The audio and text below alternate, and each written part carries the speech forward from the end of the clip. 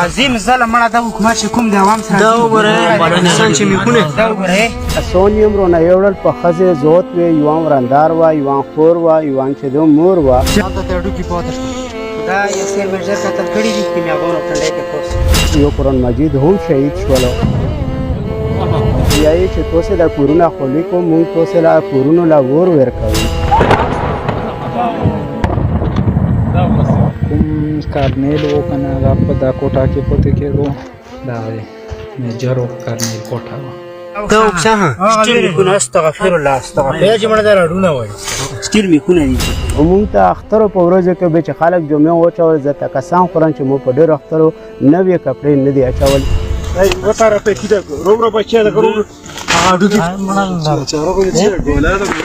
ډېر په تکلیف سره یې بوتللو ځکه چې ښځې وړکو په مخ کې یې د سره مار پیټ هم وکړلو ماټم دی کسې لکه ټولو نه مشوم بچی دا په موقع باندې په خوت کې و نن تقریبا د 9 کولو دی چې 9 کولو نه بعد د هغه ډېډ بډي موږ ته عام هډوکي په نظر راغلل او میلاو شول او هغه موږ وپېژندل دا یې مشر زوی دی وروسته دا یې مشر زوی دی او دا یې د ټولو نه کشر دی صحیح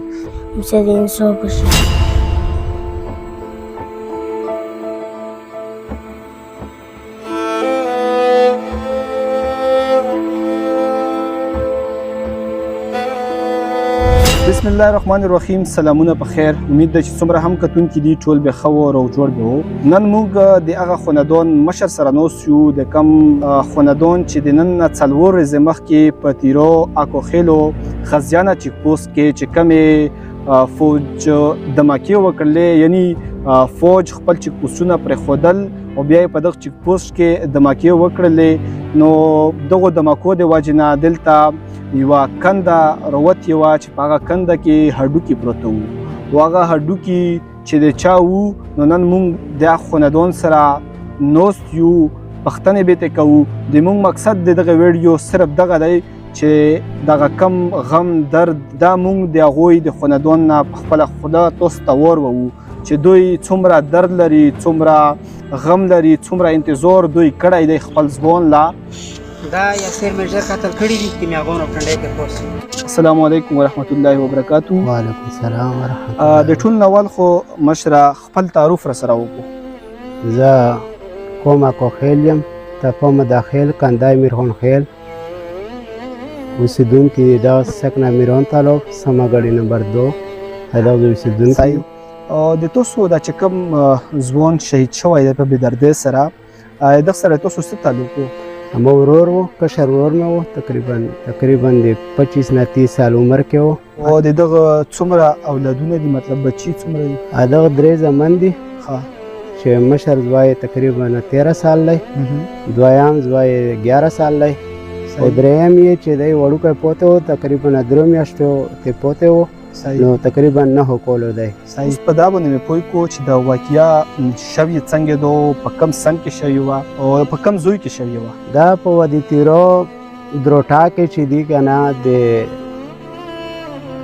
25/10/2016 کې حکومت اعلان وکړو چې تاسې خپل کورونو لارو شو او هلته چې دی که نه خپل کورونه آباد کو که نه روڅو نو بیا موږ تاسو ته کورونه ورانوو د دې نه مخکې تاسو کډوال شوي وو دا نه مخکې موږ کډوال وو نو چې دوباره موږ کله آبادکورۍ دپاره لوړلو 25/10/2016 کې نو تقریبا 2-3 میاشتې موږ له حکومت چې دی که نه خیمې او ټینټونه او راشن راکولو او دوباره آبادکوري شروع کړله 2017 شروع شوله په 3مه میاشت کې په د منځ کې زموږ پلور وفات شولو چې هغه ته اچانک هارټ اټیک وشولو د هغې د وفات نه پس د ورور هم بیا راغللو او چې راغللو د و پتو دلته په کجورۍ کې وشوله اکوخیلو سیمه کې هغې نه پس د بیا واپس لوړلو 2019-2017 فوج او سیکورټي فورسز په سریکا سرچ اپریشن کې چې دی هم ورور د خپل کور نه یوړلو او چې یې وړلو په هغه ټیم کې د دغو سره داسې لږه خوله یې ورسره وویله چې ویلې څه ګناه مې کړې وه د نه مخکې مزدوره وه سټریک وه 2 سپینې موتې وې هغه غره نه رولو غار پرې رانوست و چې هغه په 2011 کې خوره واله او هغه خاورې کوټو باندې اچولو دپاره یې کوله چې په دا منځ کې هغه غار پرې ولوېدو دواړه سپینې موتې شولې په هغه کې موږ رډونه ولګول او رډونو نه پاس دلته ته 2016 پورې دلته بیا کډوال و بیا هغې نه پاس چې کله کډوال 2016 نه بعد لوړلو نو په 2017 کې 2017 کې د یې کور نه یې بوتللو ډېر په تکلیف سره یې بوتللو ځکه چې ښځې وړکو په مخ کې یې د سره مار پیټ هم وکړلو او بوتللو هغې باوجود مونږ تقریبا مرکه تقریبا 90 سال عمر کې دو هغې ورته وویل چې دا وړکی ماشوم دا مطلب دا مو بچی دا زخمی دی دا مزوره دی او دا تاسې دغه نه څه غواړئ چې تر چیک پوسټه پورې بیایو خو چیک پوسټ نه تر واپسه پورې بیا مونږ تاسو ته مازدیګر به واپس درولو او ورځې د 12 بجې ټیم و چې دا یې بوتللو چې بوتللو نو وی چې مازدیګر به ته خپل زوی له واپس راوړو لیکن هغه واپس رو نغللو مازدیګر دو روغلل او چې واپس روغلل نو هغه دلته د غیلوکې نه تقریبا 12 کسان نورم بوتلل هر کور نه چانه 2 چانه 3 نو د غرور سره مې بل ورور هم وړای وو تقریبا هغه وو وریاره مې یو مې خوري 2 یو مې خوري وو یو مې ترزبای وو دا یې هم بوتلی وو بل یو کور نږدې در سره چې هغه یې هم بوتلی وو چې تقریبا 80 سال 90 سال عمر هغه هم هغه بوډا وو نو دا یې بوتلی وو د هغې نه چې کله واپس دا مازدیګر راغلل نو مونږ ته وایي چې تاسې دا کورونه خولي کوو مونږ تاسې له کورونو له ور ورکوو ویلې ور کوو څه وجه ده مونږ وایي چې که په ګنټه کې خولي کولی چې ټیک شو کوندې هر شي څه یې تاسیزو نو مونږ چغې سورې جوړې شولې خو بیا هم چې کوم سامان په هغه وخت باندې د وښکو توپیک وشولو هغه هم ته وخت کلو بقایه د هر شي سره په دا کې په هغه ټیم باندې یو قرآن مجید هم شهید شولو چې په اور کې وسوځېدلو د هیرې د وجې نه د مونږ د هیرې د وجې نه او د بد د وجې نه و ډور د وجې نه چې دلته د غرو باندې روغی زور باندې روغی نو بل کسان یې هم رونه یوړل په ښځې زوت وې یو هم رندار وه یو هم خور وه یو هم چې د مور وه د هغوی د وجې هغو د چغو د سورو د وجې نه به صرف هغه څه په خپله اړو کې یا مطلب په خپلو ګنډو کې راواخیستل چې هغه دو د استعمال وو هغه پوره کپړې هم راونخیستلی شوې بس لکه چې دو وویل چې مونږ بېدالله واپس کس راولو خو لیکن دو کس رانه وسله الټه یې مونږ کورونه هم سې وسول دا کورونه یې په دا باندې تاسو وسول چې مطلب تاسو دغه چې کوم تاسو باندې دوا شوې وه چې تاسو دهشتګردو له روټۍ ورکړې ده په دا باندې تاسو له وسول په دا باندې مونږ ته وسول چې تاسې دغو له سهولت ورکړی دغو باندې ټیکالې خوړلي دي مونږ ورکوي زورور دي لکه چې ته روشې تم زورور یې هم د ټوپک والا یې هغه هم د ټوپک والا یې نو موږ څه وسرسېږي بل چې کله دغه تاسو ورور یو چات کړلو د دې نه بعد د کوم مشرونو څه منډه وویله په دا پسې وکړه نه یاره په وخت کې چې کومه کمیټي وه هغه خپله منډه وویله چې هغه یو باغمرجان نوماده که نه او موږ د خپلو مداخلو نه چې کوم مشر و هغه خپله منډه وویله خو هغو خلکو ورته وویل چې شپه تېره شوله سبوله ورته ویل چې دلته نشته وغایه موږ نه دغه نه زوی نه یوړلو د خزانې چیک پوسټ ته تاسو مشران ورغلل چې مونږ کوم ځوان تاسو راوړی دی کوم الزام کې راوړی دی دا مونږ ته د الزام وښوو که الزام پې وي دا عدالت ته پیش کو که الزام پې نه وي نو مونږ ته یې راپرېږدو دا ورته وویل شو نو دا یې ورته وویل چې مطلب دا یې تاسې په کومه ګناه دا وړکی وړی دی دا ضعیفه دی دا مزوره یې دغه مونږ ذمهواري کوو ضمانات یې درکوو چې دا په یو قسم مطلب ترهګرۍ کې ملوث هم نه دی خو هغو ونه منل هغه وویل چې مونږ نه بس نورو خلکو وړي د بار برګېټ له تاسې خپل دغه وکړو په دغه ټیم کې دا چې تاسو کورونه وسول شولې که نه تاسو ماته یوه خبره وکړله هلته نه چې مطلب نیوز باندې وچلېدل هغه واقعه دی هغه نو هغه داسې وه زه په یو ځای کې په یو دوکان کې ناست وم چې په مطلب دی دلته پېښور کې چې هغه په مشرق ټي وي باندې وچلېدل چې وادي تیراد روټاکش په د سهولتکارو کورونو له یې اور ورکړلو پوجانو او هغو انټرویو ورکړه چې دا سهولتکار وو دغو چې دي که نه ترهګرو سهولت ورکولو دغه وجې نه مونږ د دغو کورونو له اور ورکړل بل په دا باندې هم پوه کړو چې مطلب د تاسو دغه ورور کله اوچت شو د تاسو په کلي کې څه حال و د مورکې د تاسو څه حال و بیا په د میونځ کې وخت هم تېر شولو د هغوی د کور ولې څه حال و هغه تاثر که موږ سره لږ بیان کړلو. نو هغه په موقع باندې چې کم حالات راغلل نو په موقع باندې بل نر پوتې نه شولو ځکه چې ماشومان 3 بچي پوتې شول چې په هغه کې وړوکی بچی په قوت کې و تقریبا 3-4 میاشتې و او نور لکه ټولو نه ماشوم بچی دا په موقع باندې په قوت کې و. نن تقریبا د 9 کولو دی چې 9 کولو نه بعد د هغه ډیډ بډي موږ ته عام اډوکي په نظر راغلل او میلاو شول او هغه موږ وپېژندل. دا یې مشر زوی دی وروسته؟ دا یې مشر زوی دی او دا یې د ټولو نه کشر دی. صحیح. میونس کې تقریبا 6 کوله تېر شول. په دا کې د تاسو د کلي مطلب څه حال و؟ آیا د تاسو چې کوم مورکې وه یا تاسو په کومه طریقه انتظار کولو؟ اخترې در باندې څنګه تېرېدلې؟ ژوند در باندې څنګه تېرېدو په میونس کې؟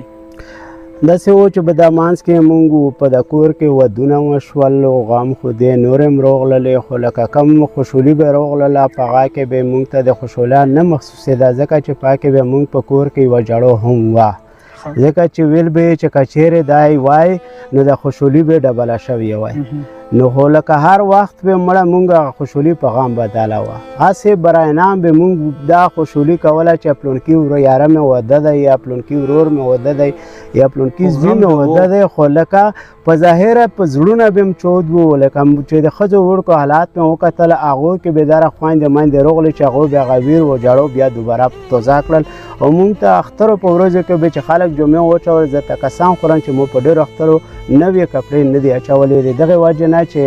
یاره مونږ یو ورور دی چې هغه ورک دی هغه به الله وږی وي که تږی به وي که مطلب دا دی چې په دا کوم حال کې به وي آیا کپړې به یې وي که نه به یې وي آیا لغانډ به وي بربانډ به وي په کوم حال باندې وي زه نو څنګه د نویو کپړو دغه وکړم غوښتنه وکړم. صحیح. چې کله تاسو له مطلب دغه جواب راغی یا دغه خبر تاسو له راغی چې دلته دغسې اډوکي پروت دي دا خبر په کومه طریقه تاسو له راغی چا در کړلو او چې کله خبر شو څه حال و د تاسو؟ په کارخانو مارکیټ کې وم چې ټلیفون راغی د چهارشنبې ورځ وه ویې چې یاره په درس کې خزیانه کې کم دمکې شوي دي پوجیانو خپل دغه چې کم لزولی دی چې پوسټ لزولی دی او دوی ته لوړل او خولي یې کړلو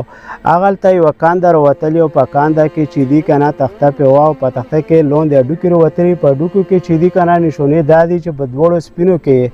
رډونه لګېدلي دي او هغه رډونه د مونږ د ورور واضحه نشان و ځکه چې بل یو داسې قیدي د مونږ په د علاقه په د خپل خاندان یا په د خپل علاقه کې چې څومره کسان یې وړي وو دغه نه بغیر بل کس پکې نه و. هلته تاسو ورسېدو یا چې تاسو له دا خبر راغی کور کې تاسو خبر ورکړلو؟ مو په کور کې خبر ورنه کړ سبوي ضرورت ورشته شوله بس دلته مې مشرون ورور سره او د نورو تر زمانو سره دغه سم مشوره وکړه چې داسې واقعیات په دا کې روسه موسه یو ترز وای او خوریم روان شول او خپل وریاره او زه دا په موټرسایکل روان شو نو مونږ تقریبا 10 بجو ته ورسېدو هلته وکتل او کومه ډیډ بډي وه نور ډېر خلک راغلي وو چې خپل ورکه یې لټوله په کوڅو کسانو نه مو پوښتنه وکړه چې تاسې څنګه وی چې مونږ ماشوم وړکي ورک دي او یوه وی چې زوی دی بل وی چې ورور مې دی وی چې دا ورک دي کودالی ولې وی چې کموی عام دلته راووتل خو بل قبر پیدا په موقع نه شول صرف خپل زړونه سپکول چې زړونه سپک شي که نه ځکه چې دا ورکه خو ډېره بده وي خو هر سړی چې چا ورکه وشي نو هغه خپله لټونه کوي په هر لحاظ یې کوي هکه شپې وي که ورځې وي چې چېرته معلومات وشي هغه یې کوي نو مونږ چې کله هغه قبر او هغه سیسټم وکتلو نو په قبر باندې په ده په بډي باندې هغه دغه سودار غوړولی و هغه سودار کې چې کومې نښونې وې هغه هم پوره وې د مونږ په معیار باندې او چې کومه د ده بډې کې کومې نښونې وې کوم رډونه لګېدلي وو هغه هم پوره وو نو مو هلته دا اعلان وکړو چې دا مو ورور دی او دا د بل څوک دا اعتراض مه کوي چې دا مونږ مړی دی نو مو بس د هغه بډي و هغه دغه راوخیستو کفن مې ورته راوخیستلو او بیا مې سپینکي ته ولاړولو او خپلې علاقې په دیره کې مې کفن دفن وکړلو. بیا تاسو د هغه نه چې واپس راغلو کله خو بې خبره وایي د مورکې څه حال و بیا د هغوی د کور ولې څه حال و؟ نو چې کله زه واپس راغللم نو دلته مونږ مور و د وراندار په راس کې سوتلې وې چې مونږ هلته پټو څه مسله ده هغې وجې نه لوړلو خو دا بل څه کیسه نشته دی. نو چې بیا زه واپس راغلم دلته خپله مشوره وکړله، هغه ورځ تېره شوله، سبوي ته بس مورکې هم خبره کړه او ورندار هم خبره کړه. نو په چغې سورې جوړې شولې، خویندې مایندې راغلې، خپلوان هم راغلل. سوشل میډیا باندې ما دا چې کومه راپورټ چلېدلو هم خلکو کتله و، نو ډېر زیات خلک راغله او ډېر غمجن وو. موږ سره په غم کې حصه واخیستله. دغه ظلم چې کوم د ریاستي ظلم جبر شوی دی که نه، ریاست له به دا باندې څه پیغام ورکوو؟ نو موږ صرف دا غوښتنه کوو چې اول خو موږ دغه علاقې له او دغه خلکو له چې مطلب دی په وخت باندې د چیک پوسټ له مشران هم تللي دي، وخت یې انتې کړی دو چې که چیرې مې سور خبره په دا وخت باندې دا مړ و، دی پروت و په مغه ورځو کې، ځکه چې بېګایي یوړه سبا ته کسان مې راغلي دي. نو بیا یې په کور وای چې هغو له دا مړی میت ورکړی وای او د مړی ورکړی وای، نو موږ به په وخت باندې بس ویلي وای چې زموږ مړی وشولو، بس چې څه وشول هغه وشول. خو چې اوس نه کوله ورکو موږ په دا کې ډېر قسم خلکو له مرستې کړي، تونونه هم شوي دي، درخواستونه هم ورکړي دي. هر ځای کې چې د چا جلسه جلوس پې کېدلو، هر سړي سره مو منډې ویلې دي. شپې په 11 بجې رینګ راغی د بوړې تحصیل نه، او الله په ذات باندې قسم وي چې ګوره په 11 بجې زه بوړې تحصیل ته تللی یم. هغه ادارې والا ورته وي چې دلته راننوتې څنګه؟ مو والله که پوهېږم، خو بچی څوکیدار ته مې وویل مو چې یو بل یو وریاره هم راسره و. نو اخر هغه وویل وی چې دلته خو قیدیان نه وي. موږ له مو چې ټلیفون راغی چې که چارو پرې خندو کولی، که ټوکې یې کولی، که هر څه وی، خو مو له ټلیفون راغی چې هغه وي نمبر راکړه. چې نمبر مې ورکړو نو بس موږ بیا ځونې دوباره معلومات ته چا نه کوو، نه چا له درومو. نو مطلب هغه نمبر جیل، هغه قیدیانو هغه جیل چې کوم و هغه یې راته خوله چې وښایلو. خو لکه الان کې پیدا نه شو. شپې 12 بجې له واپس موږ خپل کور ته راغلو. دا ماشومونه پرون پوښتنه کوي که نه، وی چې ته وایې چې تاسې پلور مړ شولو، تاسې څه ثبوت شته دی؟ ما ورته ویل مو چې څه ثبوت غواړې؟ وی چې قبر یې شته دی. مو چې بچی نو مو خو قبر ویډیو نه کړی، ما سره خو فلحال او نورو به کړي یو، خو ما سره مو چې دغه سودا موبایل دی، مو بس موبایل نه وړی. نو دغې وجې نه مو چې ما سره ثبوت نشته، او زه به ته وقسم هر سړي ته یې د دې وجې نه اباغه کولو. دا نشته دی اوس، که وړوکی او که ستر و، خو چې داسې یې مینه کولی هغه ته یې اباغه کول، ابوجان غږ یې کولو. ښه، دا یې مشر زوی دی؟ دا یې مشر داسې لږ مخکې شه که نه؟ دا یې سکول وی، دا یې سکول وی. ته په څوم کې؟ دا په درېیم کې دی. ته په څوم کې یې؟ پرېب کې. ښه، دا راته ووایه چې دا ظلم چې چا کړی یې تاسو سره که نه، دغو خلکو له څه پیغام ورکوو؟ د تاسو بابا چې چا وژلی یې، دا پیغام ورکوو چې ورسره د انصاف وشي، چې چا هم پوښتنه ونه کړله. نو بس خامخا چې غم درد را باندې راشي، او بیا داسې غم درد چې د بډې په زوی د انسان په زوی هډوکي ته میلاو شي، هډوکي ته میلاو شي. نو زه خو وایم چې دنه غټ غم نور نشي کېدی، ځکه چې دنه غټ ظلم هم نشي کېدی. خو صرف موږ ریاست نه دا مطالبه کوو چې موږ مړی وو او مړ شولو، آیا په ریمانډ کې مړ شو، آیا ودې ویشتلو، الله علم دی. نو تو د مشرانو له به ورکړی، چې مشرانو نه ورکړی په یو چاو کې به د غورځولی. ډېر مړي داسې خلکو وغورځول، هم لیدل چېرې حکومت وغورځول. نو آیا موږ څه زیاتی و ظلم کړی و داسې چې مطلب موږ له د خپل مړی هم نه راکولو؟ لکه څرنګه تاسو واورېدل، د موږ مقصد دغه و چې کومه دغه دردناکه واقعه شوې ده، دا موږ تاسو ته د هغوی د خاندان په خوله باندې واوروو. د ډېرو ورځو نه، د 4-5 ورځو نه نیوز چلیږي د هغوی چې کوم هغه جسد دی، کوم هغه هډوکي دي، هغه په ویډیوګانو کې لیدل شي. خو دا صرف دا یو جسد نه دی، دا صرف دغه د یوه خاندان غم نه دی، یا د یوه خاندان دغه هډوکي نه دي. دغسې ډېر خاندانونه دي، دغسې ډېرې مورکۍ دي، دغسې ډېرې خویندې دي چې څوک د پلور په انتظار دي، څوک د ورور په انتظار دي، څوک د زوی په انتظار دي. دغسې ډېرې مورکۍ خویندې زامن دا په انتظار ناست دي په دغه پښتون بیلټ کې. او دغه ریاست دغه ظلم جبر روان کړی دی چې دغه کومه پالیسي دو، دا پالیسي هم د دوی دو. مطلب دا کم ځوانان چې ورکیږي په کومه نامه باندې دو چې توي، دغه نامه هم دغو را پیدا کړی دو دغه حالات هم دغه جوړ کړي دي خو بیا هم د موږ په دغه وطن کې دغه ظلم جبر نه بندېږي او بیا په دغسې په بېدردۍ سره د موږ ځوانان مشران دا دوی په ریمنډونو کې بیا یا دوی تارګېټ یې کړي ختم یې کړي شهادت کې ورسوي او ډېر داسې دي چې زه خو اوس مې مشر ته ویل چې تاسو اوس هم ډېر بختور یو چې تاسو ته خو هډوکي میلاو شول ډېر خلک دي چې هغه د 40 کال نه په انتظار دي څوک د پلور په انتظار دي څوک د ورور په انتظار دي څوک د تره په انتظار دي څوک د زوی په انتظار دي هره مور چې ور ډبیږي نو دا وي چې مطلب ور ډبېدلو زوی مې لکه راغی د ور چې رکلویږي نو ورته د دې نظر وي چې یاره د دغه وره نه به د مو زوی یا د مو ورور یا د مو پلور نوځي خو دا ظلم جبر په دغه ریاست کې دا څه عام خبره نه ده دا د 13 کلونو دغه ظلم په دغه ریاست کې د پښتون بیل سره روان دی دا کل عام د پښتون وطن د پښتنو ځوانانو مشرانو جینوساید روان کړی دی ځان ته خو یو چې پاکستان د لا اله الا الله په نوم باندې جوړ دی خو څنګه لا اله الا الله په نوم باندې جوړ دی یا دا لا اله الا یا دا مسلمانی دی چې مطلب هډوکي میلاو شي یا سره هډوکي هم نه دي میلاو د زنو باقاعده د دغه واقعې دی په صحیح طریقه باندې تفتیش وشي کمیشن دی ورته تیار کړلی شي چې چا هم دغه ظلم جبر کړی په هغه وخت باندې د چیک پوسټ چې کم سربراه او یا کم غو هغه میجر یاسر نومیده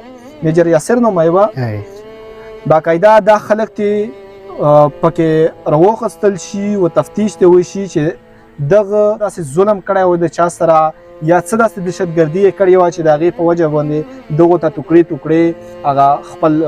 جسد یا خپل ورور ورته ټوکړې میلاو شولو څه ظلم جبر یې کړی و نو موږ پیغام دا ورکوو چې څومره مشران دي چې هغه باقاعده د دغه خاندان سره ودرېږي کومک ورسره وکړي د دغو بچو پرورش ذمهداري ورسره واخلي ځکه چې دغه به سکولونه وي دا به سبق وي دغو ته بلا ژوند پروت دی نو چې څومره مشران دي دغه واقعې دپاره څومره پولیټیکل اکټیویسټ دي دغې واقعې دپاره د اواز اوچت کړي په سوشل میډیا باندې او نړۍ ته وښوي چې په ریاست پاکستان کې داسې ظلم جبر کېږي ځوانان اوچت شي او بیا دغسې د دوی ټوکړې بدن میلویږي یا د ځینو سره میلاو هم نه شي